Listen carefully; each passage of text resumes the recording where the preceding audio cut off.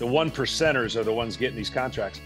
But some players still do want to win. And that was always the motivator for me. I want to win. And I would sacrifice some money for the sake of winning.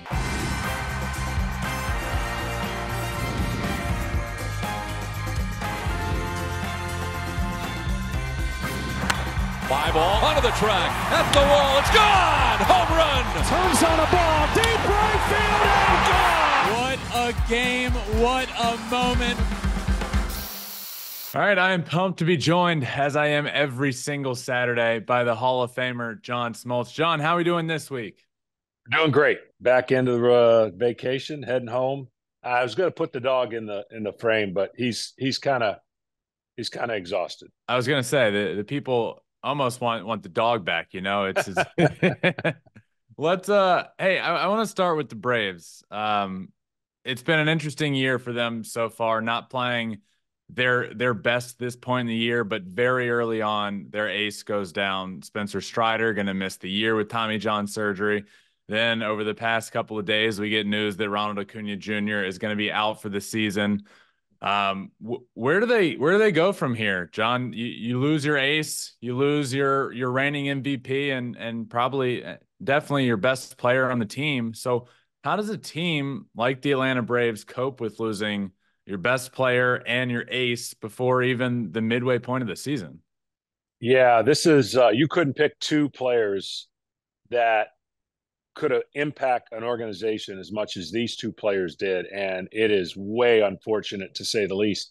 Now, when they won the World Series without Acuña, that was with a month to go, a little over a month and a half to go, and they went and made some trades, and people questioned those trades. There's like, what are they doing? And then they won the World Series. So they're going to have to get a recruitment of the players they have right now, and they've got to pick it up. Matt Olson, when Riley gets back, I mean, they're treading water right now, and they've got to tread it for a while. Their hopes of winning the division probably go down significantly, to state an obvious, but the ability to get in the postseason and kind of do what the Phillies have done to them, maybe an opportunity for the Braves to kind of work that magic. But your point to losing Acuña, you cannot replace him. It's impossible. You just got to kind of compartmentalize and hope that any three guys can kind of do what he does individually.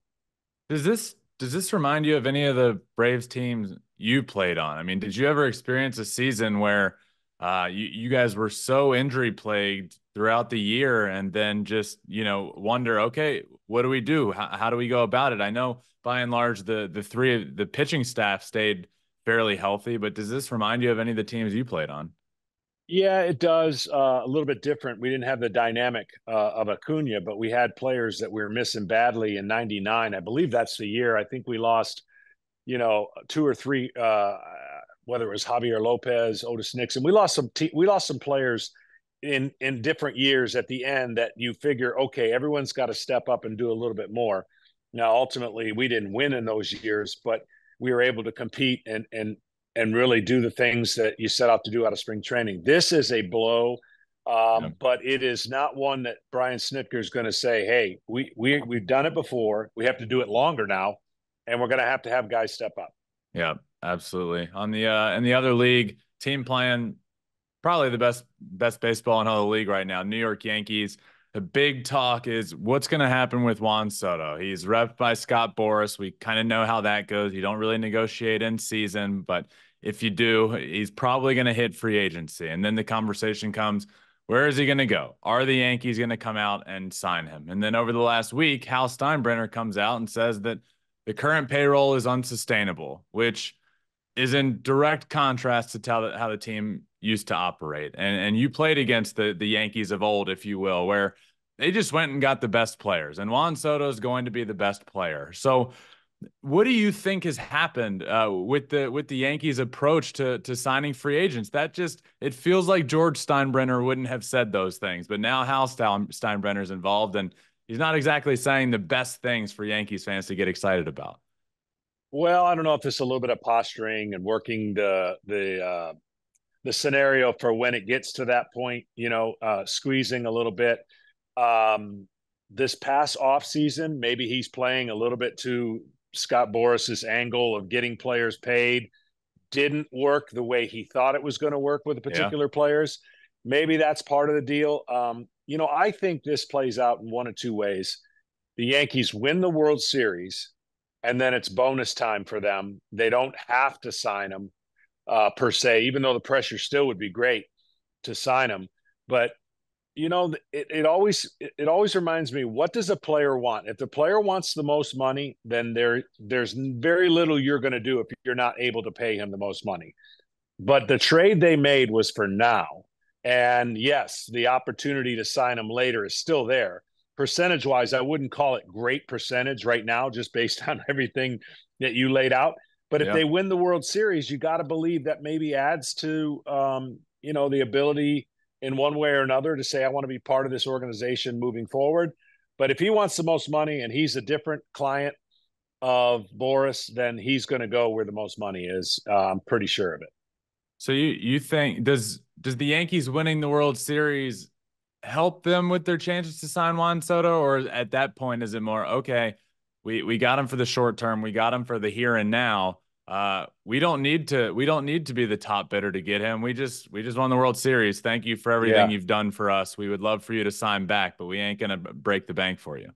Yeah, I think that's the scenario that plays out perfectly for them because, look, they've got to get that monkey off their back, if you will, and win a World Series. They haven't won one in forever. As far as the Yankees go, for anybody else, organization, they don't have that rich history. So I definitely think it buys them the perfect scenario that wins the World Series and says, hey, if you want to be part of this train moving forward, here's what we're going to offer you. But apart from that, good luck. I mean, I don't think when you're talking about Soto, and again, I've probably been more wrong in this area of contracts. I don't think we're talking about 5 to 10 teams that could possibly bid for him. So whenever a guy has this kind of talent and is requiring that kind of money, the Dodgers aren't going to sign him. When you start looking at all the teams that could potentially sign him, his former team's not going to sign him. So I think there's a lot of things, meaning Washington, not his current former team, the Padres. They still could be in the mix. Who knows? But I just don't think you're talking about a pool of 10 teams. So it'll be interesting to see how it runs its course. Yeah, absolutely. Do you think with the way that contracts are currently set up in baseball, well, do you think we could possibly see what the Dodgers just did with pretty much everybody they just signed? We hear Steinbrenner saying these current contracts are unsustainable, 300 million plus, but do you think maybe going forward now we see these massive contracts deferred quite a bit and people say, yeah, this makes sense for us. This makes sense for the player. I'm not saying Juan Soto is going to take a deal where he's making $2 million a year and then it's all backdated. I don't think there's a player that'll do that other than Shohei. But I do think that could be sort of a new wave of signing players is maybe just deferring a lot of the money, and that's allowing the teams in the here and now to be a little more flexible. I think so. It's one of the biggest copycat leagues. Once you start giving player opt-outs, all of a sudden that became the most popular thing. Yeah. Never understood it, but it's part of the deal now. I still maintain that sooner or later, if we keep having the history of injuries with these big-time contracts in long-term, I don't know how eager you're going to want to be to give these contracts to people. Acuña's now had his second ACL in a big deal that was friendly for the club in people's terms. Yeah. Mike Trout has stayed hurt. Ohtani will be the next case study because of his ability in 10 years. So I don't know how eager 10 and 13-year contracts, but that's the copycat. I mean, that's what, if teams are going to give it out, then players are going to seek it and go to those places. I think today's player, and I'm not ragging on them. They have a great system set up for them for the 1%ers. The 1%ers are the ones getting these contracts. But some players still do want to win. And that was always the motivator for me. I want to win. And I would sacrifice some money for the sake of winning. Because when you go to a place that you get your 10 years, the idea of their chances of winning again, is very small when you think about the last 25 years of clubs and who have sustained long runs. A team winning right now that you mentioned, the Braves' chances of winning the NL East go probably pretty significantly down after losing Acuña and Strider and both of those guys. And that's because also the Philadelphia Phillies are playing some of the best baseball of everybody, especially in the National League. We're seeing the Phillies off to one of the best starts in franchise history. They're on pace to shatter their all-time wins record. So what have you seen this year out of the Phillies that makes it different? And I know people are saying they've had an easy schedule, so talk to me in July and August. I personally, you can only play who's on your schedule, right? And they're off to the best start in franchise history. They're playing great. What have you seen from them that's different than in years past, where it's really been a roller coaster and a slow start to the year, and then they pick it up and maybe get hot at the right time? But it doesn't feel like that this year. It feels a little different. No, great teams take care of the schedule they're playing. And you're right. I mean, the schedule has been there for the taking, and they have dominated it. And so that's good for them. I mean, that's what baseball is all about. Yeah. Their pitching staff has been the reason. I think their offense is always going to score runs. They got one of the best offenses in baseball. But when you get when you get Suarez going 9-1, and when you get your pitching staff healthy, and Nola did not have the greatest year last year, and he's off to a great start this year, I just think and like their pitching staff. They've always had the issue in the bullpen. They've kind of settled that a little bit. They're a competent team, and like we talked about a while ago, I think the chip on their shoulder is real. Last year's ending was awful. I mean, you couldn't set it up any better to go back to the World Series. When they lose 2 games at home, Game 6 and Game 7, I think that set in with every member of that club. Now, they'll downplay it if you ask them that, I'm sure, because I would. But as a former player, I know that feeling in the offseason would burn me the entire time till spring training. And they're proven, look, this is not a fluke, what they've done the last couple of years. It might be considered an interesting accomplishment, since they have not won the division and gotten to the finals and then almost again. So yeah. I think they're poised. They have the right manager, they have the right roster, and they're playing in the right city to have what happened last year translate into the success this year. Is there a guy that's more perfectly fit to play in that city than Bryce Harper? I mean, he's leading the league and ejections by more than double. I mean, he just is a hard-nosed, go-get-'em, MVP winning all-star first baseman now at this point. And it just feels like, man, Bryce Harper and Philly just feels like the perfect match. And then when you watch him in the postseason, all those clutch knocks, it does feel like it's just meant to be him playing there. I think when we're all said and done, and the documentary is going to be done on Bryce Harper, which it's going to be done, he was born to be this type of player. It didn't go great maybe in Washington at different times, but I think the contract he signed, the time he signed it, with all of the people around him signing maybe more, it says a lot about Bryce Harper wanting to finish in one place and even wanting to extend it. I mean, I think it's hard to imagine they would extend it now, but why wouldn't you? He's done all the right things, checked all the right boxes, become so endearing to that city and that fan base. I don't think I could have predicted that's where he would end up, but now that you see him there, you're right. It's almost meant to be. This is the place he was always supposed to be. John, always a pleasure, my friend. Love doing this every week. I appreciate you, and have a great trip home, right? You're getting ready to pack up and head out.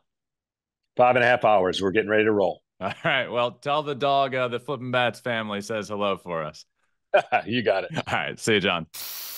All right. Just wanted to thank John Smoltz for joining me, as he does here every single week. It's always appreciated, always fun, always love picking his brain about things across the league. I am a little worried about the Atlanta Braves, and as equally worried as I am about them, I am equally as confident in the Philadelphia Phillies, which is why I think I am a little worried about the Braves. I have the Phillies winning the World Series. They are rolling. They're playing great, and just, man, injury after injury to the Braves and Strider and Acuña, and I just feel absolutely terrible for Ronald Acuña Jr. And I know he said in 2021, and when he missed out on that World Series run with the Braves, just how gut-wrenching it was for him, and how hard it was for him, and to go through all that again with a team that is still built and ready to win just sucks. So I wish him a speedy recovery. I hope the Braves can continue to play good baseball and be one of the best teams in the league. And really, really fun picking his brain about